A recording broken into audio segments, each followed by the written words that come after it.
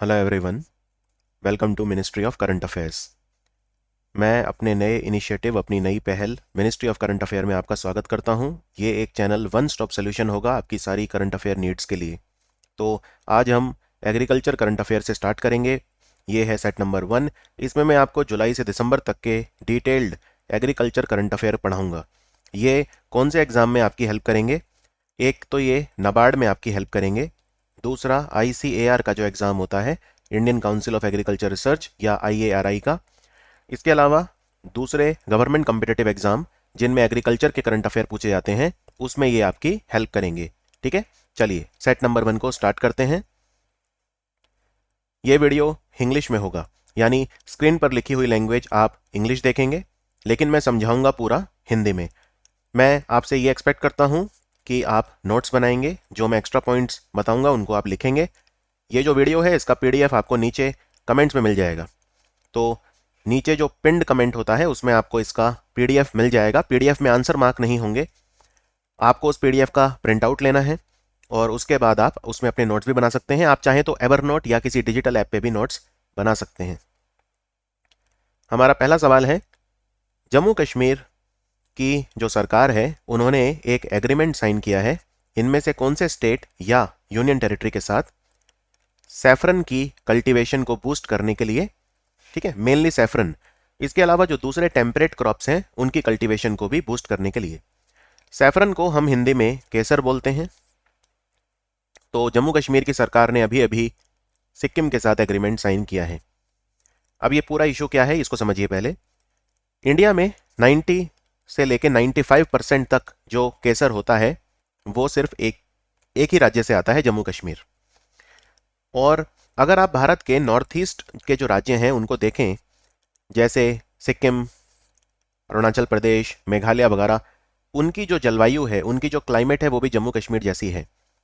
तो जब जम्मू कश्मीर में केसर हो सकता है तो हम नॉर्थ ईस्ट में केसर को ग्रो क्यों नहीं कर सकते? यही ख्याल सरकार के मन में आया और इसलिए उन्होंने एक प्रोजेक्ट स्टार्ट किया जिसका नाम है सैफरन बाउल प्रोजेक्ट। इससे पहले मैं आपको सैफरन बाउल प्रोजेक्ट के बारे में बताऊं, मैं आपको बता दूं सैफरन के बारे में आपको क्या क्या चीज़ें याद रखनी है। तो भारत की सरकार ने एक नेशनल सैफरन मिशन स्टार्ट किया था 2010-2011। जो पूरी दुनिया की अगर बात करूं तो पूरी दुनिया का ऑलमोस्ट 75 से 80% जो केसर है, सैफरन है, वो ईरान से आता है। यानी पूरी दुनिया में जो ईरान है वो लीडिंग प्रोड्यूसर है सैफरन का। कश्मीर का जो सैफरन है उसे GI टैग भी मिला हुआ है। और ये कश्मीर का सैफरन जहां पे ग्रो होता है उनको बोलते हैं करेवा। करेवा हाईलैंड है जम्मू कश्मीर में, वहां पर ये ग्रो होता है। जो सैफरन का प्लांट होता है हम उसे क्रॉकस सटाइवस बोलते हैं। और इसमें जो एडिबल पार्ट है वो होता है फ्लावर, और उसमें सैफरन जो होता है वो ड्राइड और क्रश्ड स्टिग्मा होता है। मैं आपको फोटो दिखाता हूं, ये देखिए। ये जो आप देख रहे हैं ये फ्लावर है सैफरन प्लांट का। ठीक है, अब ये फ्लावर जो है मैंने क्या किया, इसमें से जो स्टिग्मा है, अब ये स्टिग्मा, स्टाइल और ओवरी क्या होते हैं मैं बहुत शॉर्ट में बता देता हूं। बायो के स्टूडेंट में भी जानते होंगे। पौधे के अंदर ये होता है कार्पल, और कार्पल के 3 पार्ट होते हैं। ये सबसे ऊपर जो आप देख रहे हैं ये है स्टिग्मा। ये जो एंकर होता है फिलामेंट जैसा, ये होता है स्टाइल।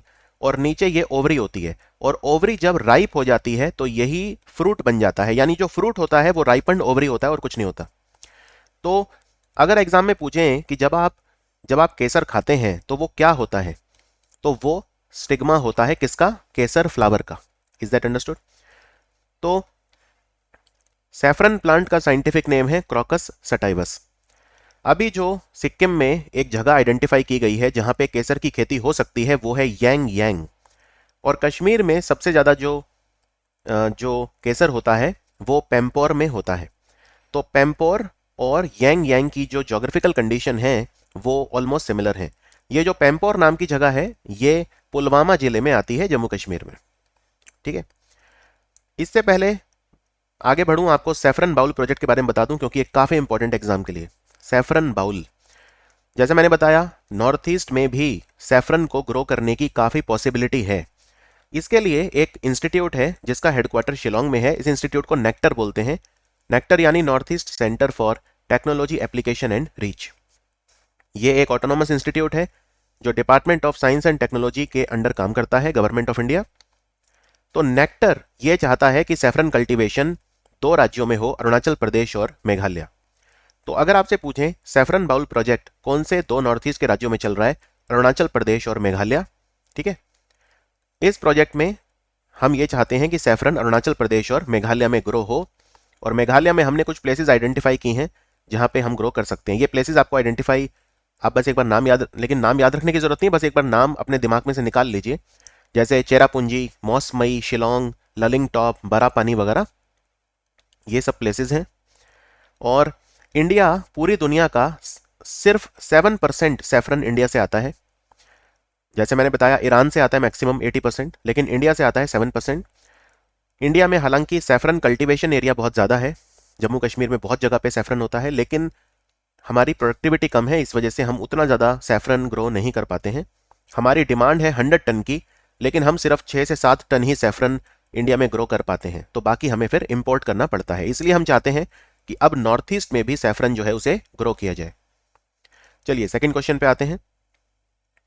नीति आयोग ने अभी अभी एक एक रिपोर्ट निकाली जिसका नाम है mapping and exchange of good practices initiative for main streaming millets in Asia and Africa.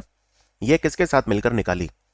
NITI Aayog ये चाहता है कि जो मिलेट्स हैं उनको एशिया और अफ्रीका में और ज़्यादा पॉपुलर बनाया जाए, मेन स्ट्रीम किया जाए। मेन स्ट्रीम का मतलब होता है, अगर आप एशिया और अफ्रीका को देखें तो वहाँ पर सिर्फ वीट और राइस जो है वो मेनली फूड क्रॉप है। हमें मिलेट्स को भी मेन स्ट्रीम करना है, यानी घर में आपके जो रोज रोटी बने वो मिलेट्स की बने, इसको बोलते हैं मेन स्ट्रीम करना। तो ये बुकलेट किसके साथ मिलकर नीति आयोग ने लॉन्च करी है? ये वर्ल्ड फूड प्रोग्राम के साथ मिलकर करी है। अगर आपको याद हो 2 साल पहले नोबेल पीस प्राइज मिला था वर्ल्ड फूड प्रोग्राम को। ये एक ऑर्गेनाइजेशन है जिसका हेडक्वार्टर रोम में है। मैं आपको ये बुकलेट दिखा देता हूँ, ये देखिए, ये है वो रिपोर्ट, आप देख सकते हैं, वर्ल्ड फूड प्रोग्राम और नीति आयोग। अब ये मिलेट जो होते हैं ये इतने इंपॉर्टेंट क्यों हैं? देखो, सबसे पहली बात, मिलेट जो होते हैं वो ड्रॉट रेजिस्टेंट होते हैं, यानी कम पानी में भी वो ग्रो हो सकते हैं। दूसरा फायदा यह है कि मिलेट जो है वो ज्यादा न्यूट्रिशियस होते हैं, यानी वीट और राइस के कंपैरिजन में इनमें न्यूट्रिशन ज्यादा होता है। इनमें कैल्शियम भी होता है, आयरन भी होता है, और भी इनमें इंपॉर्टेंट अमीनो एसिड, प्रोटीन वगैरह ये सब होते हैं, तो ये काफी ज्यादा न्यूट्रिशियस होते हैं। और अगर फार्मर मिलेट्स को ग्रो करेंगे इंडिया में तो एक तो पानी बचेगा, दूसरा न्यूट्रिशन, हमारा जो इंडिया है उसमें न्यूट्रिशन की बहुत कमी रहती है, तो वो भी प्रॉब्लम सॉल्व हो जाएगी। और 2023 का जो साल है वो है United Nations international year of millets. Actually क्या हुआ था, 2018 को इंडिया के अंदर नेशनल ईयर ऑफ मिलेट्स के रूप में मनाया गया था, नेशनल ईयर ऑफ मिलेट्स। फिर हमने यूएन को प्रपोज किया कि इंटरनेशनल ईयर भी होना चाहिए मिलेट्स का, तो यूएन ने हमारी बात मान ली और 2023 को डेजिग्नेट किया international year of millets. Millet को हिंदी में क्या बोलते हैं? तो 3 तरह के मिलेट इंडिया में मेनली होते हैं। एक है रागी यानी फिंगर मिलेट, एक है ज्वार यानी सॉरगम, और एक है बाजरा यानी पर्ल मिलेट। तो वैसे तो इंडिया में और भी तरह के मिलेट होते हैं, लेकिन जो सबसे मेन है वो 3 हैं, ज्वार, बाजरा और रागी। इनको मिला के हम मिलेट्स बोलते हैं। बाजरा को पर्ल मिलेट, ज्वार को सॉरगम और रागी को फिंगर मिलेट। भारत में जो है राजस्थान लीडिंग प्रोड्यूसर है मिलेट्स का, यानी इंडिया में मिलेट सबसे ज्यादा प्रोड्यूस होते हैं राजस्थान में, और पूरी दुनिया में India largest producer of millets है। मिलेट्स पर एक छोटी सी अपडेट आपको दे दूं। छत्तीसगढ़ के मुख्यमंत्री जो हैं भूपेश बघेल, उन्होंने छत्तीसगढ़ में एक जिला है कांकेड़, वहां पे भारत का सबसे बड़ा मिलेट प्रोसेसिंग इंडस्ट्री लगाया है। मिलेट प्रोसेसिंग मतलब ये होता है वहां पे मिलेट्स का जो आटा है वो बनेगा, मिलेट्स के कुकीज़ बनेंगे, मिलेट्स के जो दूसरे फूड प्रोडक्ट होते हैं वो बनेंगे, जिससे रेडी टू ईट हम मिलेट के जो प्रोडक्ट्स हैं उनको मार्केट में बेच सकें। और फूड प्रोसेसिंग जब हम करते हैं तो किसानों को दाम भी ज़्यादा मिलता है। जैसे मान लो आपने पोटैटो लिया, पोटैटो से अगर आपने चिप्स बनाए तो चिप्स का दाम ज़्यादा होगा पोटैटो की बजाय। इसको बोलते हैं फूड प्रोसेसिंग। फूड को जब हम खाद्य प्रसंस्करण, फूड को जब हम दूसरी चीज़ों में कन्वर्ट करके बेचते हैं उसे फूड प्रोसेसिंग बोलते हैं। तो भारत का सबसे बड़ा millet processing industry Kanker district Chhattisgarh में इनॉग्रेट किया भूपेश बघेल ने। आगे बढ़ते हैं, अगले सवाल पे आते हैं। जो cabinet committee on economic affairs है उसने फेयर और रेमुनरेटिव प्राइस, इनमें से कौन सी क्रॉप है जिसका इंक्रीज किया है अभी अभी? ये एक काफ़ी इंपॉर्टेंट क्वेश्चन है और इसके बारे में थोड़ा सा आपको बैकग्राउंड भी दूंगा, मैं काफ़ी एक्स्ट्रा इन्फॉर्मेशन इसमें आपको बताऊंगा। तो आंसर है इसका sugar cane. In fact sugar cane Bharat में एक ही क्रॉप है जिसके लिए हम फेयर एंड रेमुनरेटिव प्राइस जो है वो देते हैं। अब इसका मतलब क्या होता है फेयर एंड रेमुनरेटिव प्राइस? ये वो प्राइस होता है जो शुगर मिल्स हैं ये गन्ने के किसानों को देती हैं। देखो, जो गन्ने का किसान है, शुगर केन फार्मर है, वो क्या करता है, शुगर केन को ग्रो करके शुगर मिल्स में ले जाता है जहां से गन्ने से चीनी बनाई जाती है। तो शुगर मिल के जो मालिक हैं जो किसानों को देते हैं प्राइस, उसको बोलते हैं fair and remunerative price. Is that understood? अब ये आप समझिए ये पूरा मामला होता कैसे। मैं मान लीजिए गन्ने का किसान हूं। अब मैं गया एक शुगर मिल में अपना गन्ना बेचने। मैंने गन्ना उगाया मान लो 5 kg। अब मैं शुगर मिल में गया तो शुगर मिल का जो मालिक है वो मुझे क्या देगा, वो मुझे फेयर एंड रेमुनरेटिव प्राइस देगा मिनिमम। ये मिनिमम है। ये सेंट्रल गवर्नमेंट डिसाइड करती है कि फेयर एंड रेमुनरेटिव प्राइस क्या होगा, और इसके ऊपर अगर स्टेट गवर्नमेंट चाहे तो थोड़ा और अपनी तरफ से प्राइस ऐड कर सकती है। क्योंकि जो शुगर केन के प्राइसेस हैं या किसी भी क्रॉप के, वो कंकरेंट लिस्ट में आते हैं। कंकरेंट लिस्ट मतलब होता है जिसमें स्टेट गवर्नमेंट और सेंट्रल गवर्नमेंट मिलके काम करते हैं, मिलके डिसीजन लेते हैं, उसको कंकरेंट लिस्ट बोलते हैं।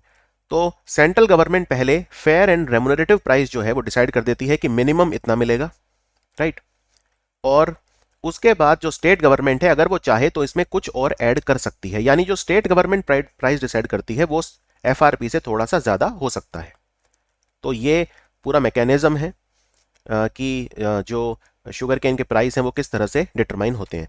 अब सेंट्रल गवर्नमेंट में जो फेयर एंड रेमुनरेटिव प्राइस होता है शुगर केन का, ये कौन डिसाइड करता है? ये डिसाइड करता है वही जो एमएसपी डिसाइड करता है बाकी फसलों के लिए। उसको बोलते हैं CACP, यानी कि commission for agriculture cost and prices. ये एक सुपर इंपॉर्टेंट एमसीक्यू है एग्रीकल्चर एग्जाम्स में, कि जो मिनिमम सपोर्ट प्राइस होता है, और मिनिमम सपोर्ट प्राइस जो है वो कितनी फसलों के लिए दिया जाता है इंडिया में, इसके लिए आप CACP की ऑफिशियल वेबसाइट पे आइए और यहाँ पे साफ साफ लिखा है 23 कमोडिटीज हैं, 23 फसलें हैं जिनके लिए भारत में मिनिमम सपोर्ट प्राइस मिलता है। कई वेबसाइट 21 बोलती हैं, कई 22 बोलती हैं, लेकिन आपको हमेशा जो ऑफिशियल वेबसाइट बोलती है वही आपको एग्जाम में मार्क करना है। तो यहाँ पे साफ साफ लिखा है 23 आइटम्स के लिए भारत में मिनिमम सपोर्ट प्राइस होता है, जिनमें 7 सीरियल्स हैं, ठीक है, 5 पल्सेज हैं और इसमें 4 कमर्शियल क्रॉप्स हैं। इस तरह से इनके नाम लिखे हैं सबके। टोटल 23 कमोडिटीज के लिए हमें मिलता है। Commission for agriculture cost and price यानी CACP, और CACP कौन से मंत्रालय के अधीन काम करता है? Ministry of agriculture and farmer welfare, उसके अधीन ये CACP काम करता है। अंडरस्टूड? और CACP जो है, CACP वो क्या वही डिसाइड करता है? नहीं, वो सिर्फ रेकमेंड करता है, ठीक है ना। वो रेकमेंड करता है कि एमएसपी कितना होना चाहिए या fair and remunerative price sugar cane के लिए कितना होना चाहिए, क्योंकि शुगर केन पे एमएसपी नहीं मिलता, शुगर केन पे एफआरपी मिलता है। तो ये रेकमेंड करता है, और रेकमेंडेशन के बाद फिर cabinet committee on economic affair है वो बैठती है, जिसके चेयरमैन खुद प्रधानमंत्री होते हैं, और वो अनाउंस करते हैं। लेकिन एग्जाम में क्या होता है कि वो एक ही बात है, वो कौन डिसाइड करता है वो सब, वो उसमें CACP ही मैंने ऑप्शंस में देखा है। Cabinet committee on economic affair नहीं रहता है जनरली। एक्चुअली क्या है ना, cabinet committee on economic affair वो एक तरह से बस अनाउंस कर देती है, उनको एक्सपर्ट्स तो CACP में होते हैं, वही डिसाइड करते हैं, ठीक है। एक और क्वेश्चन आ सकता है कि जो FRP होता है शुगर केन का, ये मैकेनिज्म कौन सी कमेटी के कहने पर आया कि शुगर केन के लिए MSP नहीं, शुगर केन के लिए FRP दिया जाना चाहिए? तो ये रंगराजन कमेटी के कहने पर आया। रंगराजन कमेटी ने रेकमेंड किया था कि किसानों को शुगर केन के लिए जो है वो FRP दिया जाए। इसमें कुछ और बात बता देता हूं आपको। इंडिया जो है वो लार्जेस्ट प्रोड्यूसर है शुगर केन का दुनिया में, और इंडिया में यूपी लार्जेस्ट प्रोड्यूसर है शुगर केन का। लेकिन सावधान, शुगर का नहीं, शुगर के लिए महाराष्ट्र अब आगे निकल गया फाइनेंशियल ईयर 2022 में। ओके, महाराष्ट्र जो है, टोटल जो भारत में जो महाराष्ट्र में जो शुगर हुआ इस बार, वो 138 लाख टन था, और यूपी दूसरे नंबर पे आ गया। अब यूपी में था 105 लाख टन, लेकिन यूपी शुगर केन में नंबर 1 है, यानी यूपी गन्ना में तो नंबर 1 है। भारत का लगभग 40 से 45% गन्ना यूपी से आता है, और महाराष्ट्र से आता है लगभग 20%। तो यूपी गन्ने में तो बहुत आगे है, लेकिन चीनी में नहीं। इस बार चीनी में महाराष्ट्र आगे निकल गया। तो महाराष्ट्र में 138 लाख टन चीनी हुई, फाइनेंशियल ईयर 22 के फिगर हैं गवर्नमेंट ऑफ इंडिया के। और उत्तर प्रदेश में 105 लाख टन चीनी हुई। और शुगर केन भी एक वाटर इंटेंसिव क्रॉप है, यानी बहुत ज्यादा पानी खर्च होता है। और एक इंपॉर्टेंट बात यह भी याद रखनी है कि शुगर केन हम क्यों बहुत ज़्यादा चाहते हैं, या शुगर हम बहुत ज़्यादा क्यों चाहते हैं आजकल, इसका प्रोडक्शन हम इंक्रीज क्यों करना चाहते हैं। वो इसलिए क्योंकि हम इससे इथेनॉल बना सकते हैं, और हमारी जो नेशनल बायोफ्यूल पॉलिसी है वो ये कहती है कि हमें 20% इथेनॉल को मिक्स करना है पेट्रोल में। कब तक? 2025 तक। 10% तो हम ऑलरेडी जो है मिक्स कर रहे हैं, हमारा टारगेट हमने समय से पहले अचीव कर लिया था 10% मिक्सिंग का। अब हम 20% जो है वो इथेनॉल पेट्रोल में मिक्स करना चाहते हैं 2025 तक।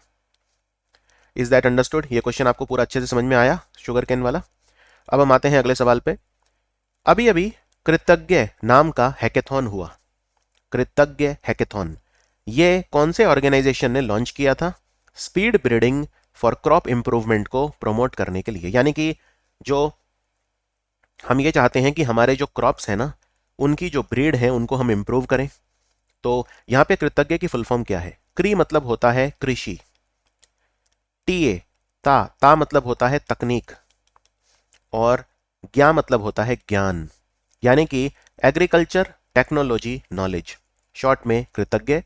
इसको करवाता है कौन? इसको करवाता है ICAR, यानी Indian council of agriculture research. ये इसे करवाता है। ये तीसरी बार हो रहा है। पहली बार, दूसरी बार हो चुका है ऑलरेडी, अब ये तीसरी बार हो रहा है। और ICAR के अंडर ही एक ऑर्गेनाइजेशन आता है NAHEP, वो भी इसका साथ देता है इसको करवाने में। ठीक है, तो इसमें हम क्या, इसमें कॉन्टेस्ट वगैरह भी होते हैं। तो जो हमारी क्रॉप इंप्रूवमेंट को लेकर प्रॉब्लम है या इनोवेशन है, उन सबको हम इसमें बताते हैं लोगों को, वो इस पे अपना विचार रखते हैं। यानी कि जो हमारी मॉडर्न प्रॉब्लम्स हैं इनोवेशन की, क्रॉप इंप्रूवमेंट की, उन पे हम इनोवेटिव सॉल्यूशंस चाहते हैं और उनको फिर हम प्राइज भी देते हैं। ये है कृतज्ञ हैकेथॉन, इसको ICAR ने तीसरी बार करवाया। NRC 136, ये एक यूनिक ड्रॉट टॉलरेंट वैरायटी है। ड्रॉट टॉलरेंट का मतलब वही है कि कम पानी में भी, जहां पे बारिश कम होती है, ड्रॉट लाइक कंडीशन है, वहां पर भी ये वैरायटी ग्रो हो सकती है। तो ये कौन सी फसल की ड्रॉट टॉलरेंट वैरायटी है जो डेवलप की है वैज्ञानिकों ने? जब भी इस तरह का सवाल आता है, और ये फ्रिक्वेंटली आते हैं, तो जब भी इस तरह का सवाल आता है तो आपको ये ध्यान रखना होता है कि एक तो किसने ये बनाई है, राइट? ये अब जैसे ये जो क्रॉप बनी है जिसका नाम है NRC 136, ये किसने बनाई है, कौन सा इंस्टीट्यूट है जिसने बनाई है, और ये किस चीज की फसल है? देखो, ये ना सिर्फ ड्रॉट टॉलरेंट वैरायटी है, बल्कि इंडिया की पहली ड्रॉट टॉलरेंट वैरायटी है सोयाबीन की। तो आंसर है सोयाबीन। सोयाबीन एक इंपॉर्टेंट क्रॉप है क्योंकि प्रोटीन काफी ज्यादा होता है सोयाबीन में। तो अभी अभी सोयाबीन की 3 हमने जो वैरायटी हैं वो डेवलप करी हैं। कौन कौन सी हैं? एक है NRC 157, एक है NRC 131, और एक है NRC 136। और ये तीनों की तीनों डेवलप किसने की हैं?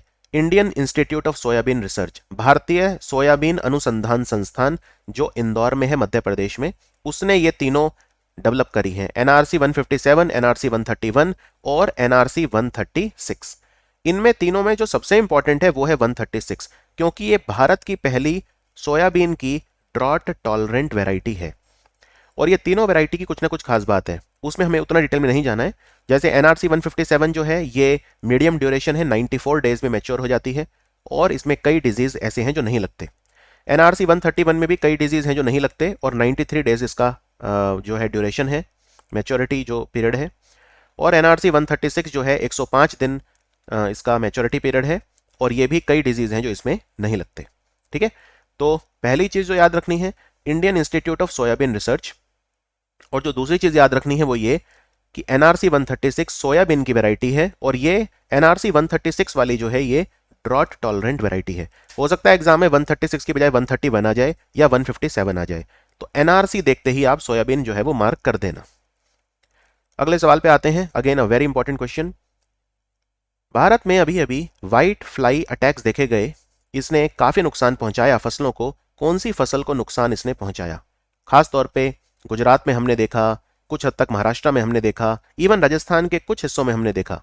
तो ये व्हाइट फ्लाई अटैक बहुत ज्यादा जो है कॉमन हो गए। ये नुकसान पहुंचाया इसने कॉटन को, तो आंसर है कॉटन।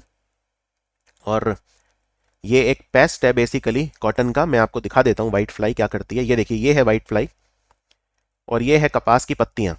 ये कपास की पत्तियों पे चिपक जाती हैं। ये देखिए नीचे कितनी सारी व्हाइट फ्लाई आपको दिख रही हैं यहाँ पे, कॉटन की पत्तियों पे ये चिपक जाती हैं, और वहां पे कॉटन लीफ कर्ल जो है वो कर देती हैं। यानी कॉटन के अंदर जो पत्तियां हैं कॉटन की वो कर्ल हो जाती हैं इसकी वजह से। इस तरह के डिजीज इनकी वजह से फैलते हैं। ये पौधों का जो सैप होता है, उस पे जो पत्तियों के ऊपर जो सैप होता है उसको चूसती हैं, ये उस पर फीड करती हैं और लीव्स के अंदर एक फंगस डाल देती हैं। लीव्स के अंदर एक फ्लूइड डाल देती हैं जिसपे फंगस ग्रो होता है और इससे प्लांट की जो स्ट्रेंथ है वो खत्म हो जाती है, प्लांट मर जाता है। तो व्हाइट फ्लाई अटैक जो है वो कॉटन पे हुआ। जनरली कॉटन जो है ब्लैक सॉइल में हम ग्रो करते हैं और रगुर इसे ब्लैक सॉइल को हम बोलते हैं। इसमें आपको और भी कुछ चीज़ें याद रखनी हैं, जैसे फॉर एग्जांपल ये वाइट फ्लाई कहाँ से आई इंडिया में।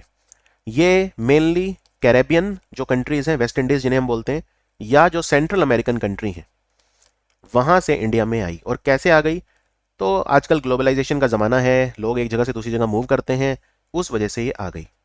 और अभी रिसेंटली बहुत ज़्यादा तबाही इन्होंने मचाई है। ना सिर्फ कॉटन बल्कि कोकोनट और ऑयल पाम पे भी इन्होंने तबाही मचाई। लेकिन अभी अगर मैं बात करूं मोर रिसेंटली, तो इन्होंने कॉटन को जो है बहुत ज़्यादा नुकसान पहुंचाया है। खास तौर पे महाराष्ट्र में जो भी ये कॉटन प्रोड्यूसिंग हमारे स्टेट्स हैं उनमें बहुत ज़्यादा नुकसान वाइट फ्लाई ने पहुंचाया। आगे बढ़ते हैं। PB1882 ये अभी अभी खबरों में रही। ये कौन से क्रॉप का एक प्रकार है, यानी कौन सी फसल है ये नई वैरायटी हमने बनाई है PB1882। यहाँ पे PB मतलब होता है पूसा बासमती। पूसा बासमती, तो आंसर है इसका राइस। ये राइस वैरायटी है, बासमती चावल की वैरायटी है ये पूसा बासमती। पूसा मतलब क्या होता है, दिल्ली में एक जगह है जिसे पूसा रोड बोलते हैं, वहां पे एक इंस्टीट्यूट है, इंडियन एग्रीकल्चर रिसर्च इंस्टीट्यूट, भारतीय कृषि अनुसंधान संस्थान। और इंडियन एग्रीकल्चर रिसर्च इंस्टीट्यूट को इसलिए पूसा इंस्टीट्यूट बोल देते हैं क्योंकि ये दिल्ली में पूसा रोड पे है। अब ये किसने बनाई है ये तो आपको पता चल ही गया होगा, क्योंकि पूसा बासमती मतलब पूसा इंस्टीट्यूट, मतलब इंडियन एग्रीकल्चर रिसर्च इंस्टीट्यूट ने इसको बनाया है। Is that understood? Pusa basmati. और ये इसकी खास बात क्या है, चावल में पानी बहुत ज्यादा लगता है लेकिन ये ड्रॉट रेजिस्टेंट वैरायटी है, यानी बहुत कम रेनफॉल और बहुत कम पानी में भी ये ग्रो कर सकती है। और आपको यहाँ पे ये बता दूं कि इंडियन एग्रीकल्चर रिसर्च इंस्टीट्यूट ने 2 वेराइटीज और बनाई है राइस की, लेकिन ये राइस थोड़ा अलग है। ये इसको बोलते हैं काला नमक राइस। काला नमक राइस उत्तर प्रदेश में होता है, इसको जीआई टैग भी मिला था 2 साल पहले। भगवान बुद्ध का प्रसाद भी बोलते हैं इसे। तो सिद्धार्थनगर, श्रावस्ती, जो भी ये यूपी के जिले हैं यहाँ पे ये ग्रो होता है। तो काला नमक राइस जो है उसकी वैरायटी बनाई है, ये डॉफ वैरायटी है। तो क्या नाम है इनका, एक का नाम है पूसा नरेंद्र काला नमक 1638 और एक है पूसा नरेंद्र काला नमक 1652। हो सकता है एग्जाम में आपको पूरा नाम ना लिख के PNK बोल दें। PNK 1652 किसकी वैरायटी है, तो आपको मार्क करना होगा कि ये राइस की वैरायटी है, पूसा नरेंद्र काला नमक। अब ये नरेंद्र क्या होता है, काला नमक तो हमें पता है एक तरह का चावल होता है, पूसा हमें पता है इंस्टीट्यूट का नाम है, नरेंद्र क्या है। तो इनकी जो टेस्टिंग हुई थी वो आचार्य नरेंद्र देव यूनिवर्सिटी ऑफ एग्रीकल्चर में हुई थी जो अयोध्या में है, इसलिए नरेंद्र वर्ड जोड़ दिया गया इस इंस्टीट्यूट को रिकॉग्नाइज करने के लिए। ठीक है, ये बनाई तो पूसा इंस्टीट्यूट ने है, IARI ने बनाई है, लेकिन इनकी जो टेस्टिंग हुई थी वो आचार्य नरेंद्र देव यूनिवर्सिटी ऑफ एग्रीकल्चर जो अयोध्या में वहां पे हुई थी। और इस वैरायटी की खास बात क्या है, इसमें लॉजिंग नहीं होता। लॉजिंग क्या होता है, मान लो कोई प्लांट है, ठीक है, प्लांट के ऊपर जब ग्रेन्स उग जाते हैं तो वो भारी हो जाता है और जमीन पे गिर जाता है, इस वजह से उसको लॉजिंग कहते हैं। लॉजिंग क्या होता है, लॉजिंग मतलब जब टॉप ऑफ द प्लांट का जो ऊपर का पार्ट है वो हैवी हो जाता है क्योंकि वहां पे ग्रेन्स आ जाते हैं, उस वजह से वो वीक हो जाती है, उसकी स्टेम, उसका तना वीक हो जाता है और वो जमीन पे गिर जाता है, इसको लॉजिंग कहते हैं। लेकिन ये वैरायटी लॉजिंग रेजिस्टेंट है, इसमें लॉजिंग इतनी आसानी से नहीं होता। तो कौन कौन सी वैरायटी मैंने आपको बताई, एक तो PB से जो स्टार्ट होती है पूसा बासमती और एक पूसा नरेंद्र काला नमक। अगले सवाल पे आते हैं।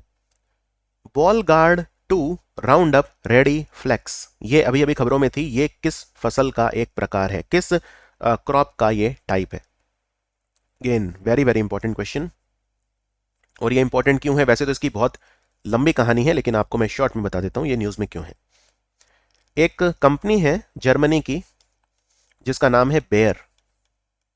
तो बेयर ने ये एक तरह का कॉटन है जो तैयार किया है जिसको हम BG2RRF बोल रहे हैं। क्या बोल रहे हैं हम इसे, BG2RRF। और इसकी खास बात क्या है, इसकी खास बात क्या है, इसमें कई सारी जो हैं वो खास बातें हैं।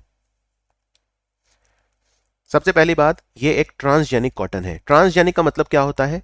आपने बीटी कॉटन सुना है कभी? बीटी कॉटन को किसने बनाया था? मॉन्सेंटो। मॉन्सेंटो एक बहुत बड़ी कंपनी है, उसने बनाया था बीटी कॉटन। अब ये ट्रांसजेनिक मतलब होता है जिसमें फॉरेन जीन होता है। जब हम किसी और एनिमल का जीन डाल देते हैं तो हम उसे ट्रांसजेनिक बोलते हैं। अब यहाँ पे ये जो नई कॉटन बनाई है, इसमें तीन तीन एलियन जीन्स हैं, यानी बाहर के जीन्स हैं, एलियन जीन। कौन कौन से? जो पहले दो जीन हैं वो हमने लिए हैं बैसिलस thuringiensis से। बैसिलस thuringiensis जो है, यही इसी का जीन हमने बीटी कॉटन में भी डाला था, इसलिए हम उसे बीटी या कॉटन बोलते हैं। बीटी मतलब बैसिलस thuringiensis। तो इसमें दो जीन कौन से हैं? cry1ac और cry2ab। ठीक है, ये जो जीन है ये बैसिलस thuringiensis से आए हैं। और जो तीसरा जीन है इसमें CP4 EPSPS, ये जीन के नाम आपको याद नहीं रखने हैं, लेकिन आपको ये तो याद रखना पड़ेगा कि ये जीन किससे लिए हैं। तो आपको बैसिलस thuringiensis याद रखना है, और जो तीसरा जीन लिया है वो एग्रोबैक्टीरियम टुमाफेशियन से लिया है। और इससे खास, इस कॉटन की खास बात क्या है? इसकी खास बात यह है कि ये ग्लाइफोसेट रेजिस्टेंट है। ग्लाइफोसेट रेजिस्टेंट मतलब, देखो ग्लाइफोसेट एक वीड को मारने वाला केमिकल होता है। वीड को मारने वाले केमिकल को हम हर्बिसाइड बोलते हैं। लेकिन ग्लाइफोसेट के साथ एक बहुत बड़ी प्रॉब्लम है। मान लो कोई प्लांट है जो आप ग्रो करना चाहते हैं, अब उसके आसपास बहुत सारे ऐसे प्लांट उग गए जो आप नहीं चाहते थे। ठीक है, तो आपको इन प्लांट्स को खत्म करना है। जो ब्लू वाले हैं ये वो हैं जो आप नहीं चाहते थे, तो इनको खत्म करना है। तो आपने क्या किया? ग्लाइफोसाइड को स्प्रे कर दिया, वीड यानी खरपतवार को खत्म कर दो। लेकिन ग्लाइफोसेट क्या करता है, कई बार रिकॉग्नाइज नहीं कर पाता कि वो प्लांट कौन सा है जो हमें चाहिए और वो प्लांट कौन सा है जो नहीं चाहिए, तो ये सबको ही खत्म कर देता है। यानी वीड के साथ साथ ये पेरेंट प्लांट को भी खत्म कर देता है। ये ग्लाइफोसेट के साथ बहुत बड़ी समस्या है। तो ये जो जीन है एग्रोबैक्टीरियम टुमिफेशियन से जो हमने ली है, ये कॉटन को ग्लाइफोसेट टॉलरेंट बना देती है। यानी ग्लाइफोसेट आप स्प्रे करेंगे तो वीड खत्म हो जाएंगे, लेकिन कॉटन का प्लांट खत्म नहीं होगा। तो ये जो वैरायटी है, सबसे पहली बात याद रखिए, इसमें ट्रांसजेनिक कॉटन है। ये बनाई किसने है? जर्मनी की कंपनी बेयर ने बनाई है। फिर इसमें जीन हमने कहां से लिए हैं? दो जीन लिए हैं बैसिलस thuringiensis से, और एक जीन लिया है एग्रोबैक्टीरियम टुमाफेशियन से। तो ये कॉटन की वैरायटी है। आगे बढ़ते हैं, एक और क्वेश्चन क्रॉप से रिलेटेड है। DMH11 ये वैरायटी तैयार करी है, किसने तैयार करी है? दिल्ली यूनिवर्सिटी ने तैयार करी है। दिल्ली यूनिवर्सिटी के अधीन, दिल्ली यूनिवर्सिटी के अंडर काम करता है एक इंस्टीट्यूट जिसको बोलते हैं centre for genetic manipulation of crop plants. मैं रिपीट करता हूं, centre for genetic manipulation of crop plants. उसने ये तैयार करी है DMH11। ये किस चीज की वैरायटी है? ये वैरायटी है मस्टर्ड की। तो आंसर है इसका मस्टर्ड। और इसकी एक फुल फॉर्म भी है। फुल फॉर्म क्या है? धारा मस्टर्ड हाइब्रिड। धारा मस्टर्ड हाइब्रिड 11। अब इसके बारे में आपको जानना क्या है? जानना यह है, ये वैरायटी हमने दो वैरायटी को आपस में क्रॉस करके बनाई है। ठीक है, एक वैरायटी का नाम था वरुणा और एक है हीरा 2। जब हमने वरुणा और हीरा 2 का आपस में प्रजनन करवाया, आपस में उनको क्रॉस ब्रीड करवाया, तो हमें मिली DMH11। और इसके लिए हमने एक स्पेशल टेक्नोलॉजी का यूज किया। ये बेल्जियम की टेक्नोलॉजी है, इसको बोलते हैं बार्नेज एंड बारस्टार। बार्नेज एंड बारस्टार हाईली टेक्निकल चीज है, डिटेल में नहीं जाएंगे, बस इतना ध्यान रखो। जब हमने इन्हें क्रॉस करवाया, हमने जब वरुणा और हीरा को क्रॉस करवाया, वरुणा और हीरा 2 को, तो हमने क्या किया कि जो इमीडिएट प्रोजेनी होगी वो उसमें मेल स्टेराइल होगा, लेकिन जो उसके भी प्रोजेनी, फर्दर प्रोजेनी होगी, ऑफस्प्रिंग होंगे, वो स्टेराइल नहीं होंगे, वो फर्टाइल होंगे। यानी जो हमें एक्चुअल में रिजल्ट मिलता है वो 11 जनरेशन के बाद मिलता है, क्रॉस ब्रीड करवाने के बाद, इमीडिएट जनरेशन में नहीं मिलता। इसलिए हमने इसे DMH11 का है, क्योंकि 11 का मतलब है number of generation after which desirable traits manifest. और इस टेक्नोलॉजी को बोलते हैं बार्नेज बारस्टार टेक्नोलॉजी। ये बेल्जियम की टेक्नोलॉजी है। अब हम आगे बढ़ते हैं। प्रधानमंत्री मोदी ने इफ्को का पहला लिक्विड नैनो यूरिया प्लांट किस जगह पे इनॉग्रेट किया? लिक्विड नैनो यूरिया प्लांट हमने कलोल में, भारत का पहला इनॉग्रेट हुआ। कलोल कहां है? कलोल गांधीनगर जिले में आता है, गुजरात के कैपिटल में आता है। और अगर पूछें साउथ इंडिया का पहला लिक्विड नैनो यूरिया प्लांट कहां किया, तो वो बेंगलोर में किया। साउथ इंडिया का पहला बेंगलोर में और पूरे इंडिया का पहला कलोल में। तो इस क्वेश्चन का आंसर है कलोल, गांधीनगर, गुजरात। अब ये समझो लिक्विड नैनो यूरिया क्या है। इस पे आते हैं क्वेश्चन, काफी आते हैं। और लिक्विड नैनो यूरिया इफ्को ने तैयार करी है, इंडियन फार्मर फर्टिलाइजर कोऑपरेटिव यानी इफ्को। और ये बेसिकली इसमें जो यूरिया होती है, यूरिया मतलब नाइट्रोजन के लिए हम यूरिया यूज करते हैं, प्लांट्स को नाइट्रोजन ग्रोथ के लिए चाहिए होती है। तो नैनो पार्टिकल्स की फॉर्म में इसमें यूरिया होती है, और क्योंकि वो नैनो पार्टिकल की फॉर्म में होती है तो उसका एब्जॉर्प्शन अच्छा होता है। जो नॉर्मल यूरिया आप यूज़ करते हैं वो उसकी 20 से 25% तक एब्जॉर्प्शन होती है, लेकिन इसकी 85 टू 90% से ज़्यादा एब्जॉर्प्शन देखी गई है प्लांट्स के अंदर। ये 500 ml की बॉटल में आती है, और एक बॉटल जो होती है वो एक बैग ऑफ कन्वेंशनल यूरिया के इक्विवेलेंट होती है। ठीक है, तो जो नैनो बायोटेक्नोलॉजी रिसर्च सेंटर है कलोल में, वो इसको बना रहा है अभी। ये पहला सेंटर है, बाकी इस तरह के बहुत सारे सेंटर ऑलरेडी खुल चुके हैं। इसकी एफिशिएंसी काफ़ी ज़्यादा है, 85 टू 90% एफिशिएंसी है। जो नॉर्मल यूरिया थी हम पहले यूज़ करते थे उसकी 25% एफिशिएंसी होती है, और ये चीप भी है, इसका प्राइस भी कम है। राइट, इसका जो आधे लीटर की बोतल आती है 500 ml की, वो सिर्फ 240 रुपए की लगभग आती है, और जो नॉर्मल यूरिया का एक बैग है वो 300 रुपए का आता है। तो ये सस्ती भी है, और वो 300 पे भी बहुत ज़्यादा सब्सिडी सरकार को देनी पड़ती है, और भारत की जो फर्टिलाइजर सब्सिडी है वो बहुत ज़्यादा है। इसीलिए उसको कम करने के लिए भारत की सरकार ने पीएम प्रणाम योजना भी चलाई है, जिसको मैं आने वाले वीडियोस में कवर करूंगा। पीएम प्रणाम योजना क्या है, क्या क्वेश्चन उस पर आ सकते हैं, तो हम उसको आने वाले वीडियोस में देखेंगे। और लिक्विड नैनो यूरिया के ऑर्डर हमें दूसरे कंट्री से भी मिल रहे हैं, यानी ये आने वाले समय में काफ़ी ज़्यादा इंपॉर्टेंट हो सकती है हमारे फॉरेन एक्सचेंज को अर्न करने के लिए और हमारे एग्रीकल्चर एक्सपोर्ट टारगेट को मीट करने के लिए। भारत की सरकार ने 2 कमेटी बनाई है अभी अभी, ध्यान से सुनना। दोनों ही कमेटी का चेयरमैन एक ही व्यक्ति है, वो कौन है? और ये 2 कमेटी किस बारे में है? प्रधानमंत्री फसल बीमा योजना, जो भारत सरकार की फ्लैगशिप क्रॉप इंश्योरेंस स्कीम है, उसमें सुधार के लिए। कैसे सुधार होगा? सबसे पहले तो हम टेक्नोलॉजी का इस्तेमाल करेंगे। टेक्नोलॉजी की मदद से हम क्रॉप यील्ड एस्टिमेशन और स्टैंडर्डाइजेशन करेंगे, और वेदर डेटा इंफ्रास्ट्रक्चर, मौसम पूर्वानुमान की जो हमारी टेक्नोलॉजी है उसको इंप्रूव करेंगे। ठीक है, तो ये 2 काम होंगे मेनली, यानी कि इससे क्या होगा, क्रॉप लॉस डैमेज एस्टिमेशन हम जल्दी कर पाएंगे, उसमें डिले नहीं होगा। जब हम किसान को उसकी फसल बर्बाद हो जाती है तो हम उसको मुआवजा देते हैं, यही है प्रधानमंत्री फसल बीमा योजना। तो हमें वो एस्टिमेट करना पड़ता है कितनी फसल उसकी बर्बाद हुई है, तो उसको हम जल्दी टेक्नोलॉजी की मदद से एस्टिमेट कर पाएंगे, और इसीलिए हम timely settlement of farmer claim कर पाएंगे। फार्मर का जो क्लेम है उसको जल्दी सेटल कर पाएंगे, इंश्योरेंस का जो क्लेम है। तो इसमें हेल्प मिलेगी अगर हम टेक्नोलॉजी का इस्तेमाल करेंगे, क्रॉप यील्ड एस्टिमेशन और स्टैंडर्डाइजेशन और improvement in weather data infrastructure. तो ये जो दोनों कमेटी बनी है, दोनों के चेयरमैन है मिस्टर CS मूर्ति। वेरी वेरी इंपॉर्टेंट, दोनों के चेयरमैन जो हैं वो हैं CS मूर्ति।